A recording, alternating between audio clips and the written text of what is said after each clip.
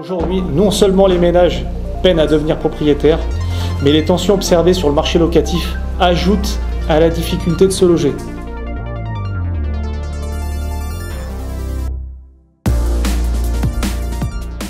Globalement, le marché de l'existant a enregistré une baisse conséquente au premier semestre de moins 19% par rapport à 2022.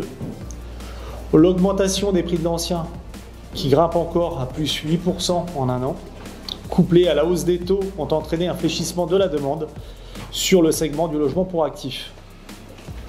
On peut toutefois noter que les marchés de la résidence secondaire, des retraités, de la clientèle CSP+, disposant évidemment d'un apport personnel, ou de la clientèle internationale, restent pour eux assez dynamiques.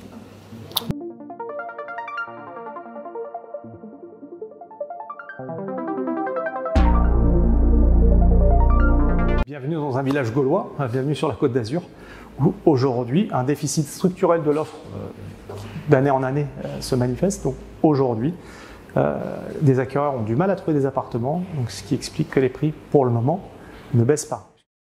Le marché immobilier se tend de plus en plus, parce qu'on a une problématique aujourd'hui, aussi bien au niveau du marché de la transaction qu'au niveau du marché de la location, puisqu'aujourd'hui, on avait une problématique au niveau des programmes neufs.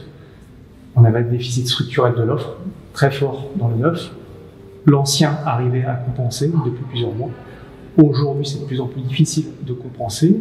Et de l'autre côté, nous avons une problématique locative où on a peu de biens à louer à l'année. On assiste à une désalimentation du parc locatif traditionnel au profit des locations saisonnières.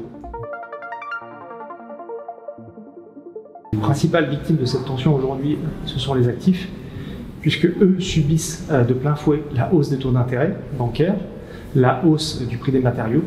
Donc aujourd'hui, eux sont carrément au centre de la problématique logement.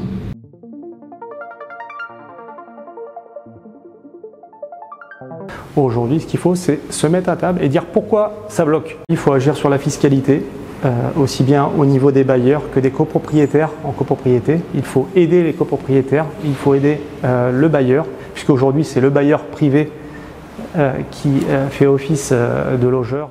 Uniformisons déjà la fiscalité et déjà, peut-être tout ira mieux. Mais aujourd'hui, la fiscalité n'est pas la même sur un habitat en locatif à l'année ou sur un saisonnier. La Chambre de commerce va lancer une grande enquête donc, sur les entreprises de plus de 20 salariés. Donc, elles sont nombreuses dans notre département pour mesurer l'impact logement sur les salariés, sur les personnes qui travaillent en entreprise. Voilà, l'impact au niveau, ça peut être télétravail, un certain nombre, mais aujourd'hui, voilà, quel est l'impact réel du logement sur nos entreprises? Vont-elles rester, vont-elles repartir, vont-elles s'agrandir? Ça nous permettra de répondre de manière plus fine, j'espère en tout cas d'ici quelques semaines, quelques mois.